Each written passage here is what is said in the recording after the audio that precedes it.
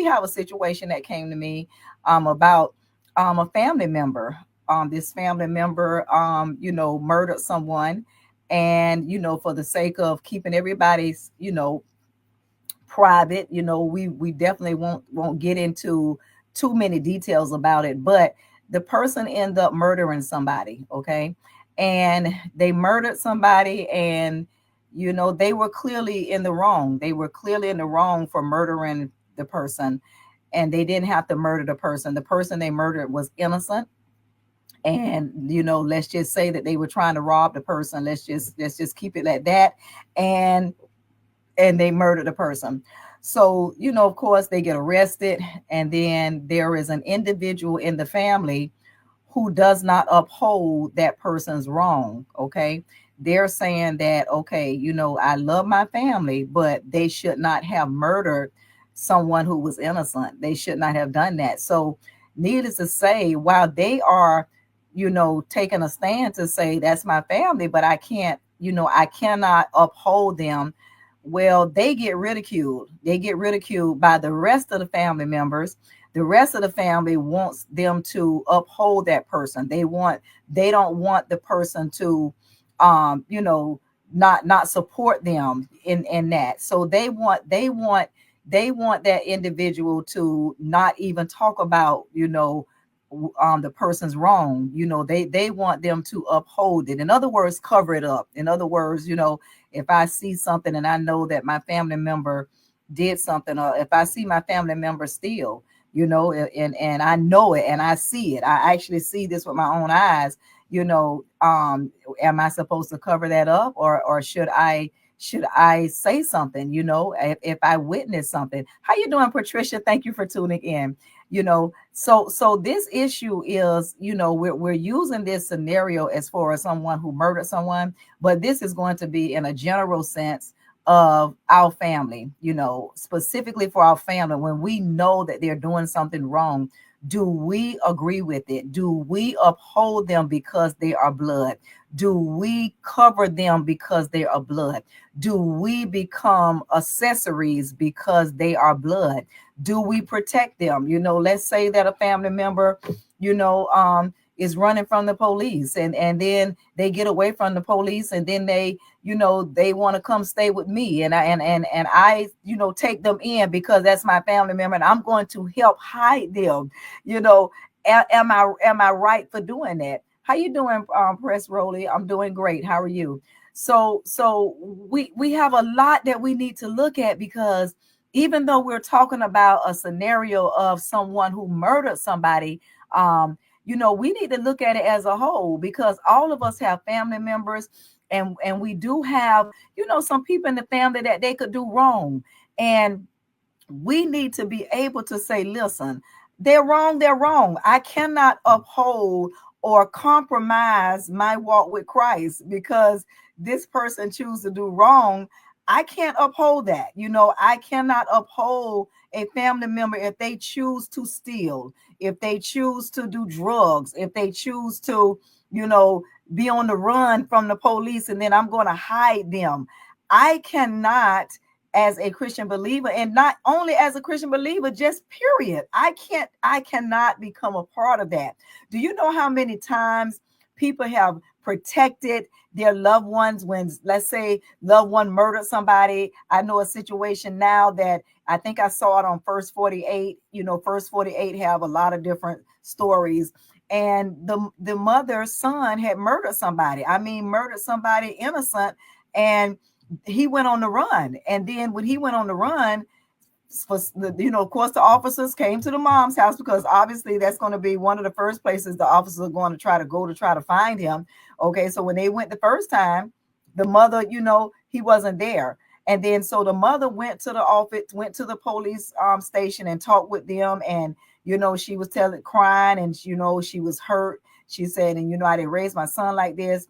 And when they asked her again, has she heard from him? She said no, and all of that. But all the time, she had him hid at her sister's house. Okay.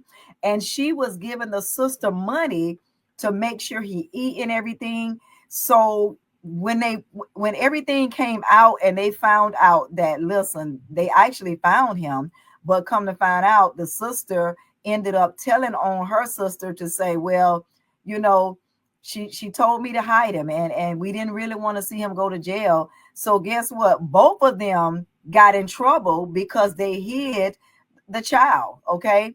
And I know that it's a hard pill because it is family, and especially if it's your child.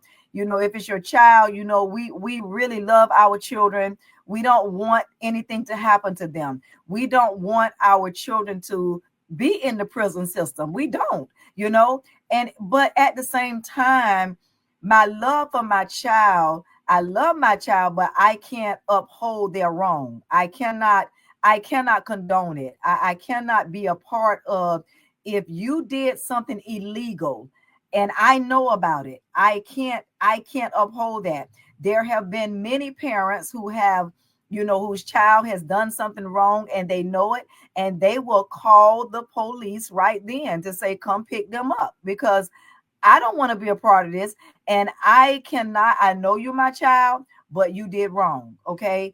And the child has gotten upset with the parent because the parent has, told on them.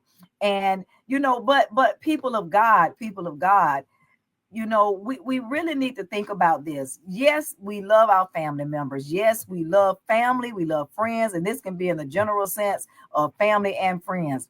But we cannot be a part of condoning their behavior. If they made a bad choice to murder somebody, if they made a bad choice to, go hold up a bank, if they made a bad choice to start shooting people, if they made bad choices, I cannot uphold that if I know it. If I know that my child has done something, I cannot uphold that. That's why I wish, if it's anything with my children, I just don't want to know about it, because I don't want to know about it because I really don't want to be put in that position. But unfortunately, there are a lot of people who are put in that position to where, they either have to say something, or, either way it goes, they're going to be standing alone if they do say something. Okay. For the most part. So this situation, this individual, this person stood up and said, I cannot uphold this. I mean, they did wrong. I mean, they didn't have to kill that person. They didn't have to murder the person. Okay. Okay. And I see what Narcia is saying. She said, I love my family, but I love God more. That's exactly right. I love my family. I love God more, but also we can go a step further. I love my freedom. I love my freedom. So if they do something illegal and I know about it, I don't want to become an accessory to that. And then I get in trouble, I get some time, or I get a plea or whatever, because a lot of people do it. And not just, let's just look at relationships. How many people in relationships uphold each other? If you look at those shows, For My Man or Fatal Attraction, you can look at those shows and you will see that a lot of those men, a lot of those ladies and men, they do things to try to prove their love to each other. Okay. So you have a man and you have a woman, and then let's say that they meet up, and then the man, he has a history of doing things he shouldn't have done. And then he meet up with this lady, and let's say the lady, she's a nurse, she's doing good for herself, but she hooked up with someone who's just not good for her. But her love for that man will cause her to become just as reckless as he is. Okay. And then when it comes all out, do you know that there are people now in jail because they refuse to tell on their boyfriend? They refuse to say what really happened. They rather sit in jail. They rather sit in jail than to say, okay, I saw my boyfriend kill this person, or I saw my girlfriend do this, so I just don't want to tell on my girlfriend. I don't want to tell on my boyfriend. So I'm just going to, I don't know what happened. I don't know. Do you know people are sitting in jail right now? When you look at those episodes on For My Man and Fatal Attraction, you will see all kinds of situations to where the person is innocent. They hook up with the wrong person, and it can be they hook up with the wrong female, or they can hook up with the wrong male. And needless to say, it's really sad because they get involved in crime. And a lot of times these people don't even have a record. They have a clean slate, but they hook up with the wrong person. But because they love that person, because they want to be with that person, they start doing crime along with them. And it's sad that when they sit in front of the officers to be able to say what really happened, they will not budge. Why? Because they will uphold that person's wrongdoing. It's a very sad situation. I saw an episode on For My Man where the young girl, she had a good job, working good, everything, and she was there with her grandfather and the grandmother and her little sister. And I don't know if you've all seen this episode, but it's a true story. And she got caught up with this guy, and the guy came to the house one time, but the grandfather, did not care for the guy, so he said the guy couldn't come there. So the guy talked her into, well, I can't come to your house, so we got to do something to your grandfather and everybody. Do you know the girl? Oh my God, this is the saddest one that I've seen. I've seen so many episodes, but this was the saddest one. Do you know that this girl, she wanted to prove her love to the guy, so I think they either shot the granddaddy or stabbed him. It was very bad. They shot the grandfather's wife, okay? And the girl, she stabbed her own sister. She stabbed her own sister. It was a little sister, and she stabbed her own sister. It was the saddest thing I ever seen, but she stabbed her own sister, and the sister dropped, she dropped dead, but the little sister was not dead. So the little sister, was able to say, my sister did this to me, my sister. But this is what's sad about it. The one who did it, guess what they did? They refused to give up the guy who was also involved in the killings. They were upholding the wrongdoing of that person, but it was just sad that she loved this man so much that she took her own family. She murdered her grandfather. The grandfather didn't make it, but the grandmother did make it. And you can pull this up on YouTube and you will see it. You will actually see when they went to court. And you know what? The grandmother, she hugged the girl and she said, I forgive you. The grandmother even told her, I forgive you. But the grandmother can't uphold wrong. She cannot uphold wrong. Okay. So this situation, people of God, we have people in our families, we have friends, we have people that we know that are clearly doing wrong. And I'm telling you now, I just, you're doing wrong. I'd rather you not even be around me, because I don't want to be a part of it. I don't want to be a part of what you're doing. Because listen, if I'm asked something, I have to legally, I have to tell the truth. If you do something illegal and I see it and I witness it, and the police comes to me, I have to say something. You understand? So people of God, let me tell you right now, we have to be very, very careful. But what's going on in this situation here is you have someone who is taking a stand, someone who is saying, listen, I tried to talk to my loved one about this way of living. I tried to say this to my loved one, but they would not listen. So guess what? They decide that they want to go and murder somebody. But I've already talked with them several times. But if they decide they want to go murder somebody, and that's what they chose to do, then guess what? It's on them. I love them. I'm praying for them. And just because this person is not upholding their wrong, just because they're not upholding it, does not mean that they don't love their loved one. They just cannot condone wrong. Because guess what? What about the person who was murdered? What about their family? What about, if there was a wife, I don't know, but what about their family? What about the people that are grieving on the person who got murdered? What about them? So are you saying that it's okay just to murder somebody and we just condone them, but we don't care anything about the other family, the people who have lost that loved one over just being innocent? No, that is not fair. That's not right. And listen, I still need to be sensitive to also, yes, this is my loved one, and I hate that my loved one chose to do this. But listen, at the end of the day, somebody else got killed and their family is grieving over the loss. So I cannot uphold wrong. I must stand for what is right. And if my family does not want to talk to me anymore, or they look at me some kind of way because I'm saying, listen, I can't be, I will not uphold this. Y'all can be mad at me, but I'm not going to do it. So the family wants to uphold the person. The family is saying, oh, blood need to stick together. Blood is thicker than anything.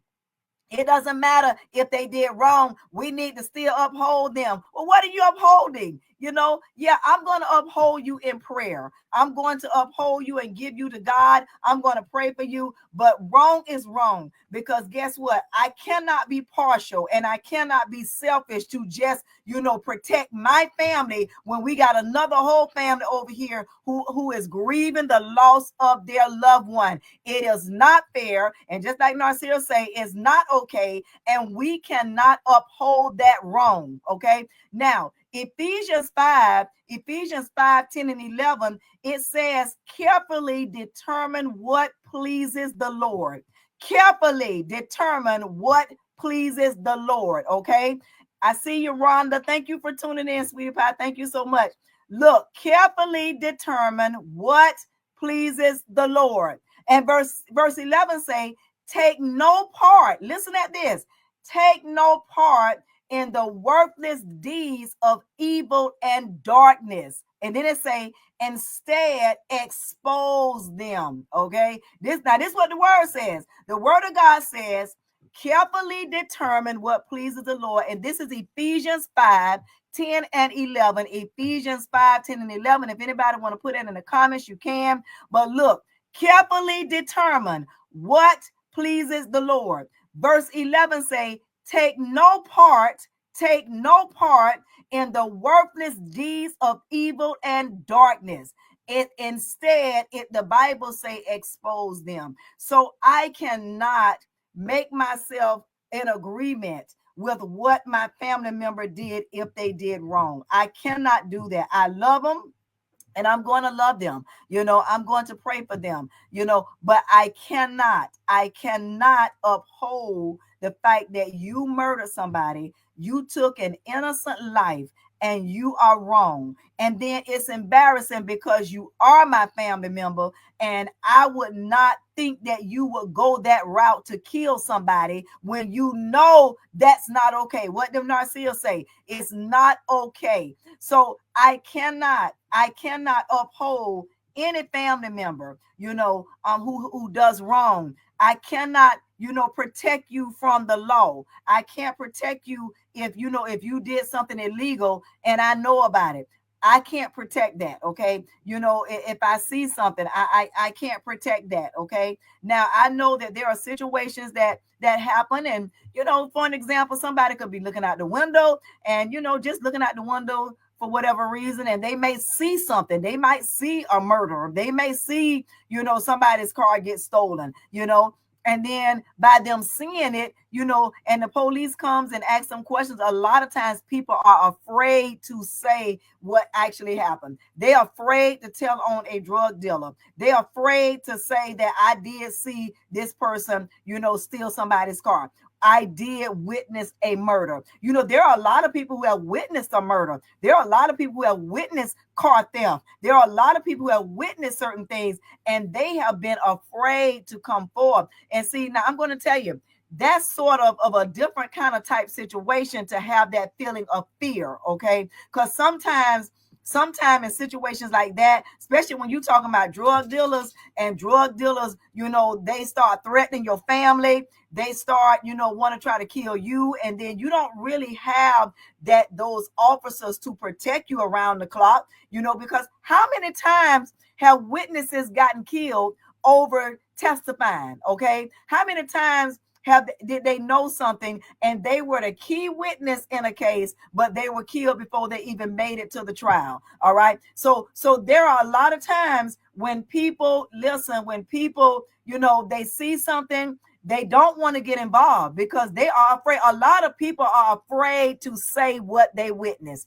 They are afraid because that person is still on the loose. That person is still, sending threats. That person is threatening your family. That person is threatening your children. So in those scenarios, that's a different type situation. And you have to use wisdom, because at the end of the day, listen, if you know you don't have 24-hour officers around you, then you have to do what's best to protect your family. Okay. All right. I see Narcia say until the shoe is on the other foot. And that is exactly true. Until the shoe is on the other foot. People of God, let me tell you, we have to use wisdom. We have to protect our families in a sense of, if I'm getting some type of threats, I do need to make sure that I'm communicating with the officers and saying, listen, I'm being threatened. I'm being threatened if I say this, and I don't want to get myself killed. I don't want to get my children killed.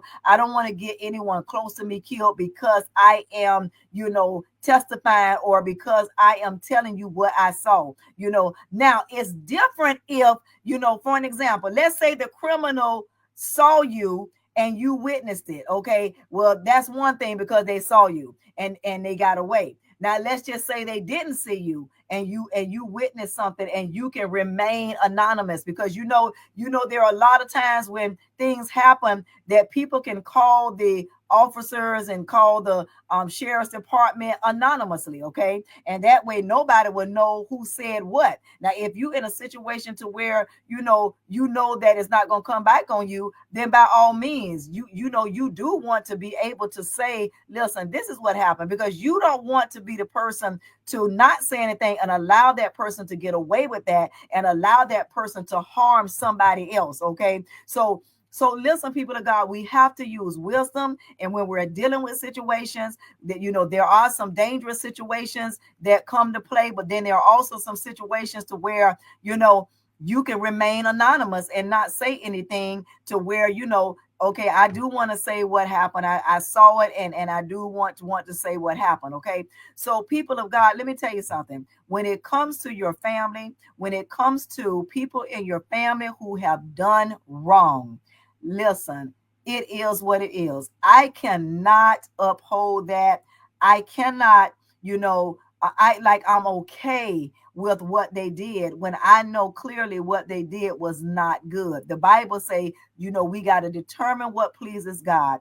I cannot take no part. That's what the scripture says. It says I can't take no part in worthless deeds of evil and darkness. And the Bible say instead, what do I have to do? I have to expose them. That's what I have to do. So whether my family don't want to speak to me again, they don't want to talk to me anymore because, I took a stand and I said, listen, family, listen, y'all saying all of what y'all saying, but they still did wrong. And I'm not going to sit here and let y'all convince me when I know that they did wrong. They should not have murdered that person. They should not have done that. And I hate what's happening to them, but I want you to know that there are consequences to everything that we do. And so because they made that choice, they got greedy and they decided they wanted to rob this innocent person and then try to kill this person. Then listen, I can't uphold that. And then you got to also look at this. What if it was them? What if it was a family member, the ones that's coming up against that one family member who was taking a stand? What if it happened to them? What if something happened to them, to where, they got robbed? What if it happened to them? You got to put yourself in other people's shoes. So you wouldn't want nobody to uphold that. I see my cousin says, why put yourself in jeopardy of going to jail or prison because you chose to hide or lie? what I say, for an idiot. Exactly. Okay, so you choose to hide or lie because of the person is an idiot. Okay, it's the truth. Why would you put yourself in jeopardy for doing that? Why would you do that and get yourself caught up? Just like I gave the scenario about the mother, the mother and the aunt got in trouble. Why? For protecting the son. They now the son was wrong. The son murdered somebody. This is somebody's family member that child murdered. So why in the world the mother is lying? She goes to the sheriff's office and she's saying, "Oh, I haven't heard from him." She's crying, all the time. You heard from your child. They pulled her phone records and listen, you already know those people going to investigate you. So and they pretty much know that, a lot of times the mothers, the fathers, they try to protect their children when they do wrong. Listen, people of God, when they trace that thing back, it went to her auntie, to the child's auntie, and then come to find out the auntie is the one hiding the child. Come on, people of God. Why? Just like my cousin saying, why would you put yourself in jeopardy for something somebody else did? They made that choice. And I'm gonna tell you right now, we can raise our children and we can raise our children to the best of our ability. But I'm telling you now, children make choices. Everybody make choices.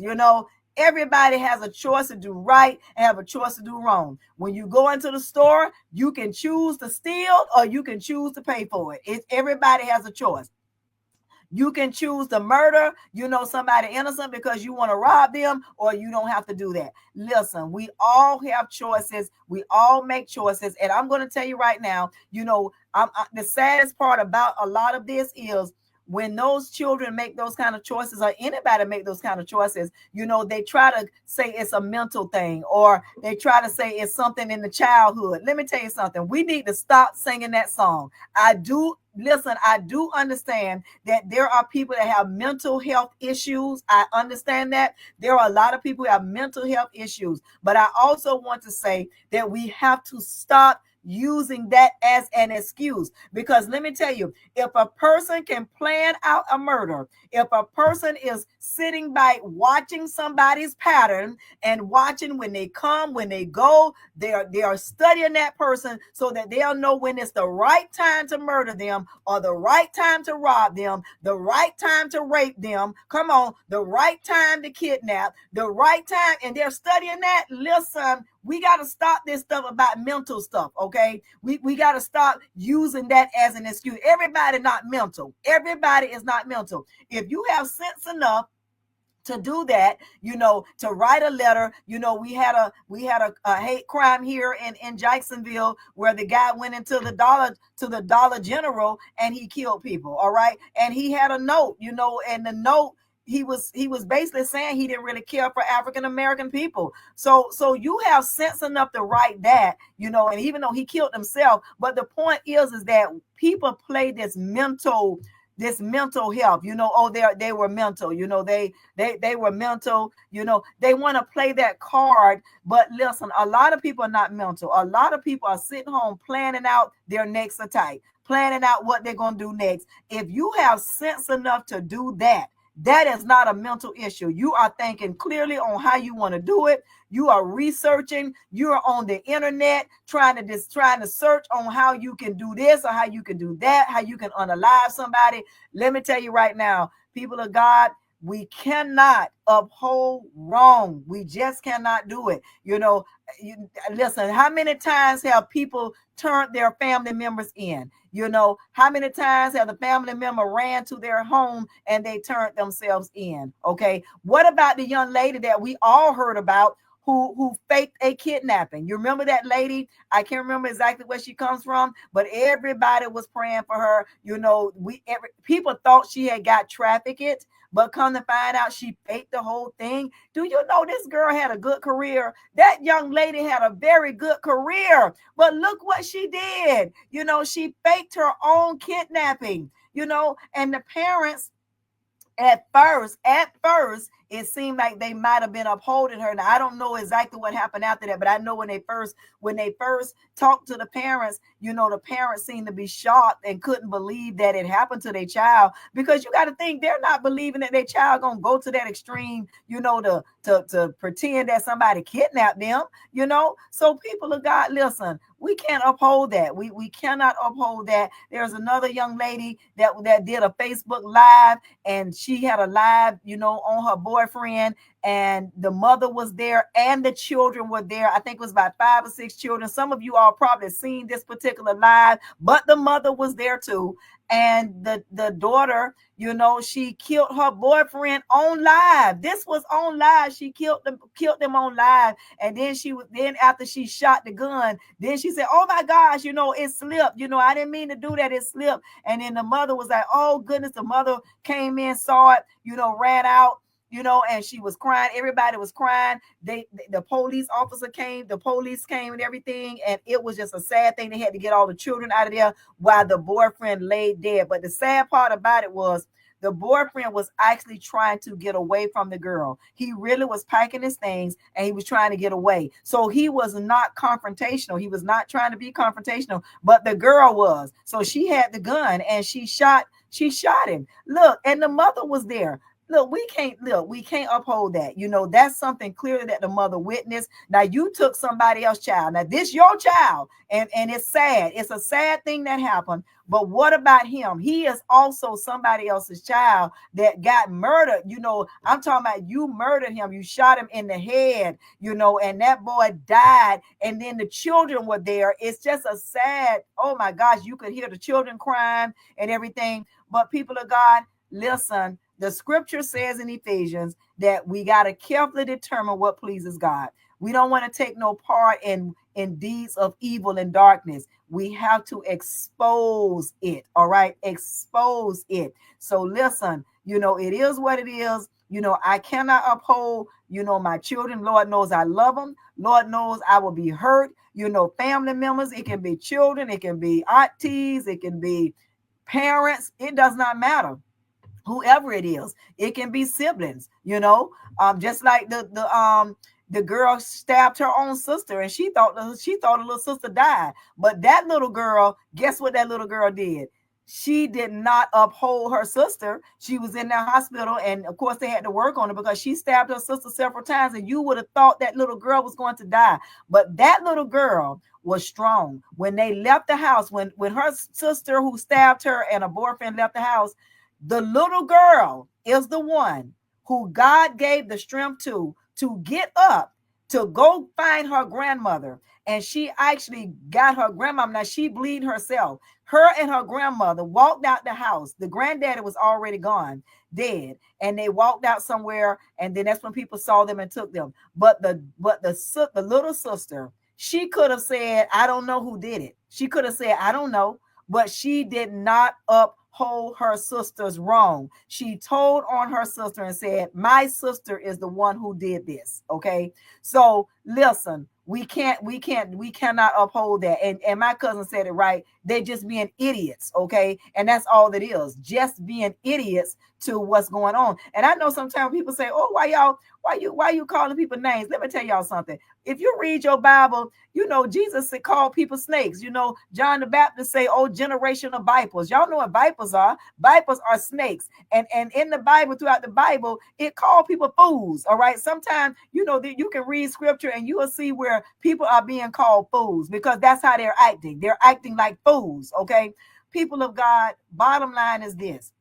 Sometimes you have to stand alone. Sometimes in this walk, you have to stand alone. If that means you got to cut family, you got to cut it. I mean, you listen, you got to cut it, because it is what it is. If they want to uphold somebody, let them do that and they can all hang together in their clique. All right. You might not get invited no more to the picnic. You might not get invited no more to the family reunion because you did not uphold that family member. But it's okay because guess what? God knows how to replace people. He knows how to put people there to replace them and say, "Okay, it is what it is. I cannot uphold this anymore." And you can go on and do what you're doing, and God can replace them and bless you with people. Look, God can bless you with people, listen, who will love you, who will be there for you, who will listen to you.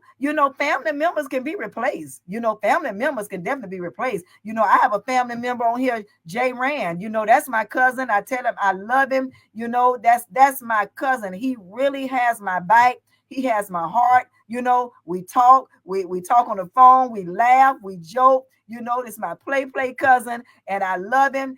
So it's always good to have that family member that is truly there for you. I see my cousin say, he says some people and some parents know that their children, family members, or friends are doing things illegal, and they are the first ones to scream and holler, and holler lawsuit when their children, family members, or friends get shot and killed by the police. Why? They get shot and killed by the police because they were doing something illegal. Exactly. A lot of times it's what they're doing illegal, and some things, listen, we can't uphold wrong. And I'm gonna tell y'all something else too that we really need to do. Before we judge a situation, we need to see the full story of it. All right. We need to see the full story, because there are things floating around on social media, and we're getting like one part of it. And when you look at one part of it, it can look a certain way, and it can kind of anger you when you see one part.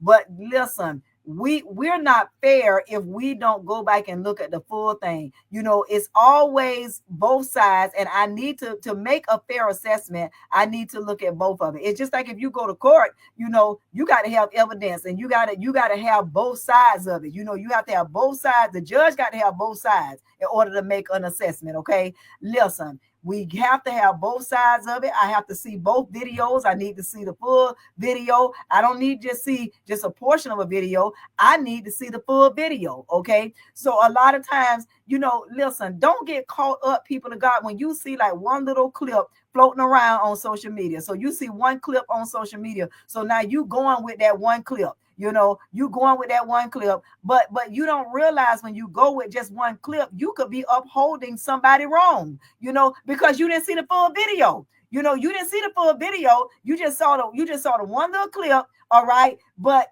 listen, until I see the full video, I can't make a fair assessment. And listen, we need to stop jumping on the bandwagon, jumping on that thread, and oh yeah, they shouldn't have done this. Well, did you see the full clip? Did you see the full clip or just a portion? Let's be fair. I can't make an assessment. I can't uphold somebody who was wrong. I can't say if somebody's wrong if I have not seen it, if I have not seen the full clip. Like my cousin said, get the facts about the situation first before you jump on the bandwagon with everybody. And that is a true statement. And listen, I see it all the time on social media where there's just a little bit of information and then we just jump on that. It's a whole thread over 500 comments on, oh, they shouldn't have done that. They shouldn't. Listen. Look at the full video before we make these assessments. It's not fair, because I'm going to tell you something. If somebody came to you, let's just say somebody came to you about me, all right, and they say, oh, Apostle is this or that, or I saw her do this and that. Well, did you witness it yourself? Were you there? So how can you make a full assessment if you don't know the full story? All right, it's good to always know the facts, now, about a situation before you judge a situation. Be fair to the person and say, well, I can't say that because I wasn't there. I can't, based on what you're saying, I hear what you're saying, but listen, I wasn't there, so I can't really make an assessment. Okay. Now, unless that person has some type of record or something like that, because there are some people, they just have a criminal record. Their criminal record is what follows them, and they continue to do the same thing over and over and over. So now if you come tell me about somebody and they definitely got a criminal record and I know about it, in other words, if I know that this person steal, they just steal, it's in their history that I've been in and out of jail because they steal, and you come tell me something about that person and then you say, child, they done stole something again, then yeah, I'm gonna believe that. You know why? Because even if I didn't witness that, that's in their history, and that's just what they do, and they got caught doing it. So they got caught red-handed on video. Okay, they on video stealing. Well, I believe that because it is what it is. This is in their history. But before we make an assessment on something we did not witness, we need to be fair, and we need to be able to have both sides of it and look at the full clip of it, look at the full video, and don't be unfair to somebody that we don't even know what's going on. Okay. And it's sad that people just jump on the bandwagon, like my cousin say. They'll jump on that train. They'll jump on it. Don't know nothing. Don't know what. By the time it got to them, the story is twisted.